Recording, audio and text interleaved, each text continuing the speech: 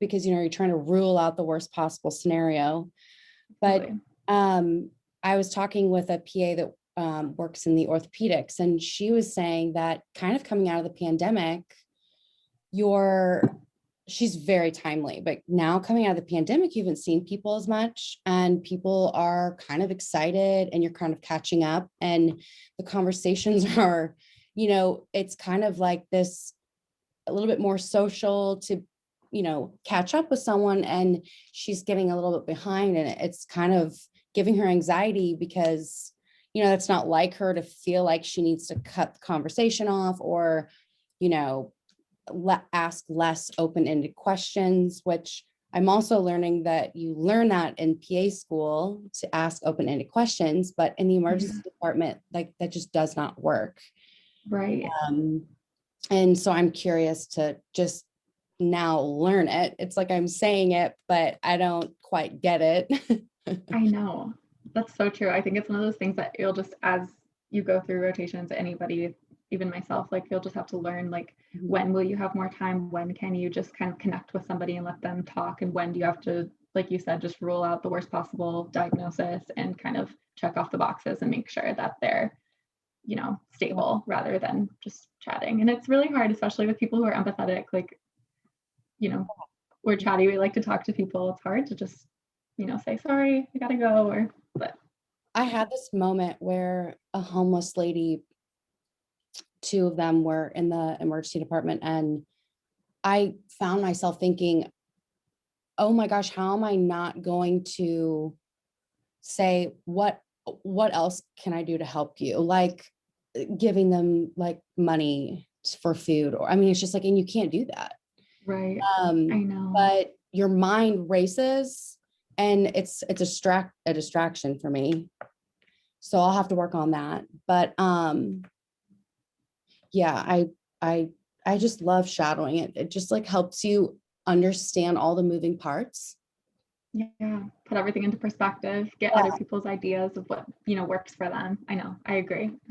Yeah, the only thing that frustrates me is like, I understand I'm not going to get the software, Yeah. But it's so much clicking and windows, and I'm like, I do want to like understand, like, okay, was that to ask someone for like imaging, or did you send in lab orders, or right. like, why did you,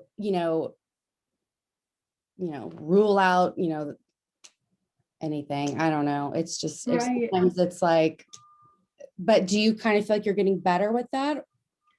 I think so.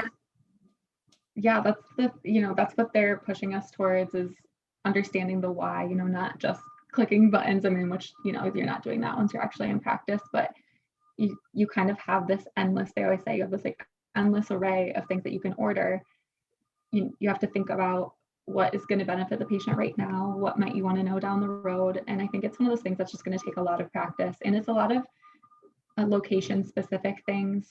I'm sorry, there's like a beeping truck. I'm sorry, I don't know if you can hear that. Yeah, you're good. But I think there's a lot of factors that go into it. Different hospitals or offices might have different protocols, but it's something that I think that I'm getting better at, but it's going to take a lot of practice as well. Okay, and then you're thinking you want to go kind of towards OB/GYN, correct?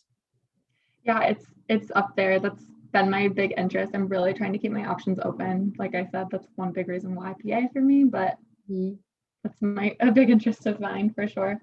Do you know if a lot of your friends said what they were interested in, or do you think it might hurt the interview process? Because if you don't do your research and that school doesn't, really have a long rotation in that specialty, then they might rule you out because you didn't do your homework.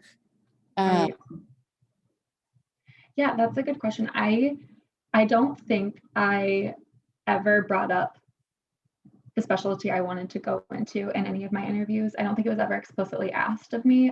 Oh, okay. I would have definitely, if somebody asked me, I would have said, yeah, this is my top choice. But like I said, I would have followed up with, but I'm keeping my options open. And I think that's really important. I guess if you don't feel that way, don't say that. Like if you're dead set on orthopedics or whatever, maybe don't lie and say you're keeping your options open. But I think, yeah, it probably could hurt your chances a little bit if that school was focused on a certain realm. Like I know there's some schools that really focus on primary rural care, rural healthcare, and others focus on emergency medicine, and others are just very broad. So I would do, you don't want to make sure to do your homework about that school, but at the same time, if they ask you and it's something that you're passionate about, I think it would be good to bring it up. Mm-hmm. Do you remember any crazy questions that were asked in your interview? I say crazy, but like you hear about these questions like, if you were a superhero, like which superhero would you be? And I never think about stuff like that. Those questions were the hardest for me. I felt like I had all of the ones down, like, okay, why PA? Why do you want to go here? Why medicine? Whatever. I feel like I knew the answers to all those. And then they would throw in the ones like, what's your favorite movie and why? And I'm like, just blanking, can't think of even one movie, right? Yeah. But I think I actually didn't get too many. I think I had maybe 2 of those questions, and I was able to come up with something pretty quick on the spot. One of my last interview with the school I'm at right now, they asked a lot of personal questions. I think I talked about this before, but they asked, what do you do in your free time? Like, what are your hobbies? Tell me about your favorite thing that you did in undergrad, things like that. And it gave me a chance to open up about things that were on my resume, but that I didn't get to highlight. And I think that was really cool. Otherwise, I can't think of a crazy question right now. I'm bummed, but if I think of one, I'll let you know. But one thing I did when I was, I'm sorry, I didn't have to. No, go ahead. One thing I did, like when I was preparing for my interviews, I just made this really big list of all these questions that I thought could possibly be asked. And I tried to jot down a little answer to each of them. I didn't really study it or anything like that, but I think just kind of getting my brain thinking about questions really helped. So even if they asked me a question that I'd never thought about, I might be able to connect it to either like a personal story that I wanted to share with them, or just an answer to another question that I had thought about. And it helped to take that stress away and that like fear of, what are they asking me? Like I wasn't prepared for this, Totally. Okay, perfect. Girl, we just like whipped out a bunch of stuff. Yeah. Sorry, sometimes chatter away. Makes long response. No, I love it because I feel like that's kind of how you and I usually go. But I do next time I feel like, I do need to have like specific questions. Can you think of any questions that I should ask that like what are you and your classmates talking about? We're so focused on clinical rotations right now. Our school is trying to figure out, where is everybody going to go? I don't know if I'd have too much to say about that right now, just because we haven't been placed yet. But once I get my rotations placed, that would be something fun to talk about. Maybe we could talk a little bit about stuff that I do that isn't class. Like we have cadaver lab, we had physical diagnosis labs, sim labs, where there's like the robot. So if you want to ask about stuff like that, I'd be happy to talk about that at some point. Yeah, totally. Okay. And then, I don't know. If I think of more things, I'll text you though. Okay. So I love it though that you have your 2 roommates that you're living with. Like, how did that happen? Are you on that PA forum where it's like, once you're accepted, then you can see who everyone is? Yeah, I was on the forum. And our class actually created a Facebook right after everyone got their acceptances. So I was added to that, and we actually haven't used it since, but I think people used it to kind of get to know each other. I happened to meet one of my roommates at the interview. And so we were texting after, and we both got in and we decided to live together. And then I met another girl on Instagram that was in my class, and we decided to have her live with us too. So it just really worked out. We got lucky. And and then where are they both from? One is from New Hampshire, and we're in Massachusetts right now, so she's not too far away. And then the other one's from California, so she was, West Coast, East Coast. It was a long trip for her. Yeah, how fun. And then what about the ages? How different in ages are you girls? We are all around the same age. My one roommate is about a year younger than me, and then the other one we're just a couple months apart. So we're all 25, 24, 25. I forgot to ask you, do you have a sister? I do. I have a young sister. How She's young? 16. Oh my gosh, she looked just like you.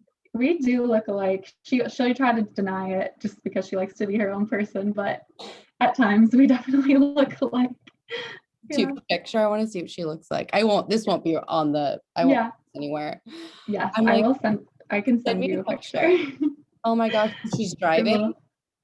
Yes, it's so crazy. Her birthday was in December, so when I went home for my break and she was driving, I was just like, oh my God, you're so old. So how long have you been away since she's been in high school and everything? So after college, I graduated in 2018. I actually went back home and lived there until I moved here last August for school. So I was home for almost 2 years, which was nice. I know some people don't like that, and it was challenging at times, especially going from being on my own in college to living with my parents again. But I think having my sister was so nice to be able to be around her.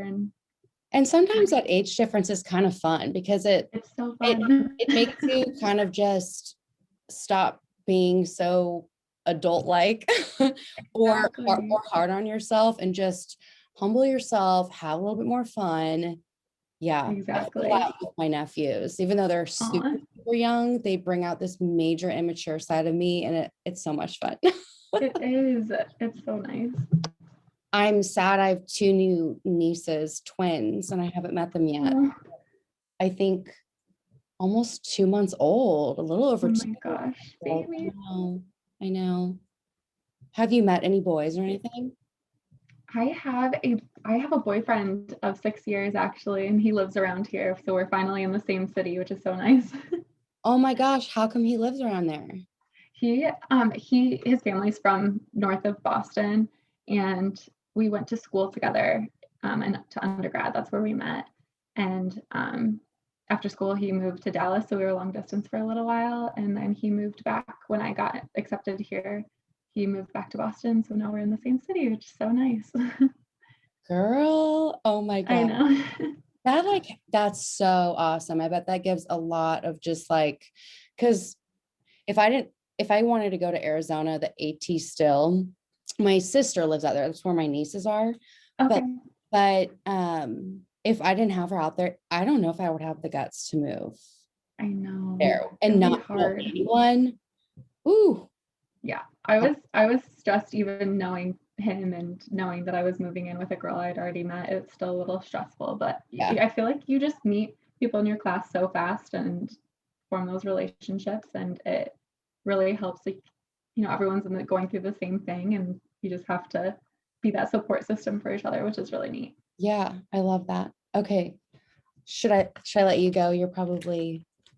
Oh, you're fine. Yeah, I want to probably eat some lunch and get studying for my next exam this week, but. What is your next exam on? It's primary care. So like I was saying, it's so many different aspects. We've got pharmacology, ophthalmology, podiatry. Those are really hard. I think that pharmacology is going to be the most intimidating to me. Yeah, it's definitely challenging. I feel like I got really lucky. We have a professor who's just really, really great for pharm, and I hope that other people have really great professors for it too, because it's such a challenging subject that, if you're just listening to somebody drone on about drugs and their doses, you're like, when's this gonna end? Yeah. But he's really engaging, which helps. So. Does it make sense? Is there a rhythm behind it? Just the wording, word parts? Yeah, some stuff is a little bit easier than others. It kind of makes sense actually. It sounds like what it's treating. Other things I can't even think of a drug that off the top of my head right now, but you're just like, I have no idea what that is. So you just have I think that's a lot of memorization. Yeah. Well, thank you so much, girl. Thank you. You're so awesome. It was good to chat with you. Yeah, I will talk and text with you soon. Okay, sounds good. Have a good I'll let you reach out to me. If I upload any of the things, they'll be little small things, but I'll text it to you to see if you're cool with that. Okay, sounds good. I'll do it. Okay. All right. Bye. All right. Talk to you later. All right. Bye.